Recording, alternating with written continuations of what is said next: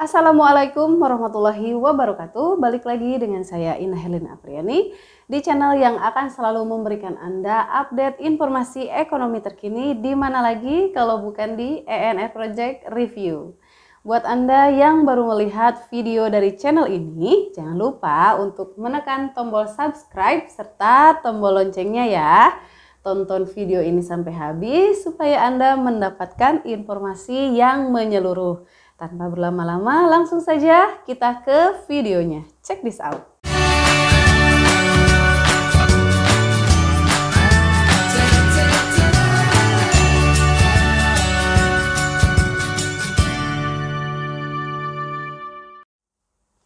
Pada video-video sebelumnya, ada yang berkomentar kalau pengajuannya terhambat oleh adanya SIKP KUR, sehingga tidak bisa buru-buru cair bahkan sampai dialihkan ke kredit Kupedes. Memang hal tersebut sering terjadi setelah update aturan terbaru KUR BRI tahun 2022. Akan tetapi, teman-teman jangan berprasangka buruk dahulu kepada pihak bank, khususnya Mantri. Jangan sampai teman-teman beranggapan kalau hal tersebut adalah akal-akalan Mantri karena target KUR sudah tercapai, atau akal-akalan Mantri untuk menolak nasabah. Jangan berprasangka seperti itu kalau tidak mengetahui teknis di lapangannya seperti apa. Jadi tetap berpikir positif ya teman-teman. Untuk menjelaskan mengenai SIKP Kredit KUR, kita akan menjelaskan terlebih dahulu lembaga yang memiliki kewenangan terhadap sistem tersebut yaitu OJK. Ya benar, jadi sistem ini dimiliki dan dijalankan oleh OJK sebagai otoritas pemerintah yang mengatur segala macam mengenai lembaga keuangan di Indonesia. Jadi jangan berpikir SIKP itu sistem yang dijalankan oleh bank itu sendiri ya. Nah, jadi OJK atau Otoritas Jasa Keuangan adalah lembaga yang independen yang mempunyai fungsi, tugas, dan wewenang pengaturan, pengawasan, pemeriksaan, dan penyidikan. OJK dibentuk berdasarkan Undang-Undang Nomor 21 Tahun 2011 yang berfungsi menyelenggarakan sistem pengaturan dan pengawasan yang terintegrasi terhadap keseluruhan kegiatan di dalam sektor jasa keuangan. OJK didirikan untuk menggantikan peran Bappepan LK dalam pengaturan dan pengawasan pasar modal serta lembaga keuangan. Juga menggantikan peran Bank Indonesia dalam pengaturan dan pengawasan bank serta untuk melindungi konsumen industri jasa keuangan. Kemudian sekarang apa itu SIKP KUR? Menurut website resmi Kemenko Perekonomian, SIKP KUR atau Sistem Informasi Kredit Program KUR merupakan suatu sistem aplikasi yang dibangun untuk mempermudah pelaksanaan kredit program khususnya kredit usaha rakyat atau KUR.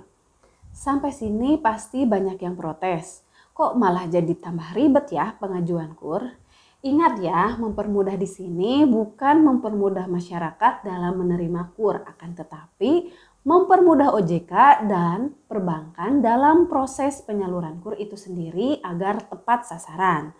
SIKP sendiri merupakan sistem informasi database untuk calon debitur dan debitur existing KUR.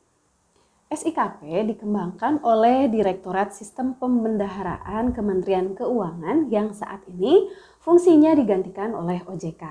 Tujuan SIKP adalah menjadi basis data usaha mikro, kecil, dan menengah atau UMKM yang terpercaya dan dapat dijadikan rujukan bagi bank untuk penyaluran kredit yang efektif dan tepat sasaran sesuai dengan peraturan yang berlaku. SIKP juga didorong untuk dapat menjadi alat mempercepat proses pembayaran tagihan subsidi kredit program dari bank penyalur kepada pemerintah. Dengan adanya SIKP ini dapat meminimalisir klaim KUR yang ditolak karena tidak tepat sasaran. Nah, sampai sini teman-teman pahamkan apa itu SIKP KUR? Sekarang kita akan membahas kapan SIKP itu dapat bekerja pada pengajuan KUR nasabah dari bank penyalur. Kali ini kita akan memberikan contoh SIKP KUR di Bank BRI ya, karena menurut saya ini bisa mewakili untuk bank-bank penyalur yang lain. Yang pertama yaitu nasabah existing KUR Supermikro yang pindah segmen. KUR Supermikro adalah kredit KUR modal kerja atau investasi usaha khusus nasabah baru yang plafon pinjamannya mulai dari 1 juta sampai dengan 10 juta. Nah, jika nasabah KUR Supermikro ingin mengajukan kembali pinjaman KUR, maka plafonnya tidak bisa di bawah 10 juta ya, karena KUR Supermikro ditujukan khusus untuk nasabah baru yang belum pernah menerima kredit KUR. Jadi, pengajuan berikutnya minimal di atas 10 juta. Akan tetapi untuk pengajuan suplesi pada kredit KUR Supermikro tidak diperkenankan karena pengajuan berikutnya minimal di atas 10 juta sehingga harus pindah segmen ke KUR Mikro atau KUR Retail. Dengan demikian, pinjaman sebelumnya yaitu KUR Supermikro harus terlebih dahulu dilunasi. Kemudian menunggu update SIKP minimal 3 hari oleh OJK. Maka jika ada keterlambatan update SIKP, pihak bank akan menanyakannya kepada pihak OJK karena sistemnya dipegang oleh OJK. Nah, sampai sini paham kan kenapa saya bilang jangan menyalahkan pihak bank jika terjadi kendala SIKP. Solusi pada kasus seperti ini biasanya pasangan teman-teman yang memiliki usaha dan tidak memiliki kredit di bank lain bisa diajukan untuk menerima KUR Supermikro atau KUR Mikro tanpa terkendala SIKP. Yang kedua, memiliki pinjaman KUR Supermikro, KUR Mikro, KUR Retail di lembaga lain.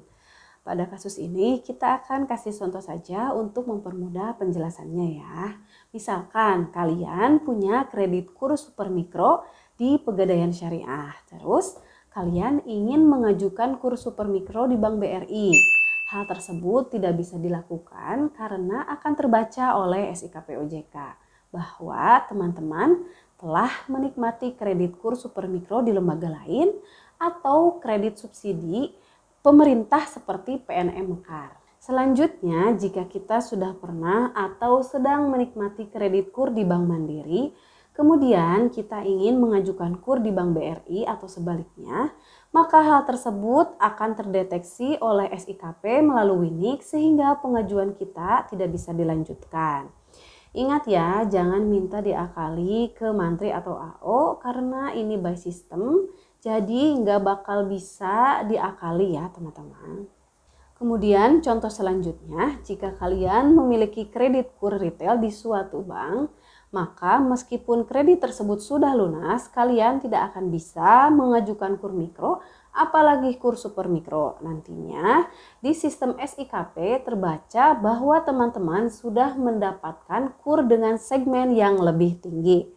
Yang ketiga, limit pinjaman sudah habis. Jika limit akumulasi plafon KUR teman-teman sudah habis, yaitu total 100 juta untuk nasabah yang pertama kali menerima KUR di bawah tahun 2019 dan 200 juta untuk nasabah yang pertama kali menerima KUR tahun 2020 ke atas, maka sesuai dengan fungsinya yaitu untuk membatasi dan menyalurkan KUR secara tepat sasaran, pengajuan teman-teman tidak bisa dilanjutkan karena terbaca oleh SIKP, meskipun pinjamannya dilunasi.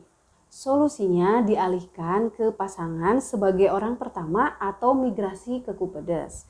Hal ini tidak bisa ditawar lagi ya teman-teman karena sudah aturan dan sistem dari pemerintah melalui OJK. Saran saya yang baru nonton video kita untuk terlebih dahulu menonton video kita sebelumnya supaya teman-teman lebih memahami penjelasan dari kita ya.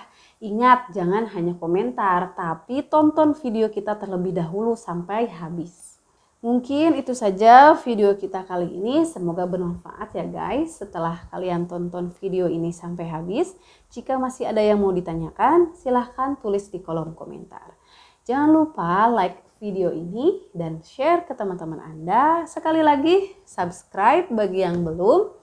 As always, tetap semangat mencari rezeki. Wassalamualaikum warahmatullahi wabarakatuh. See you.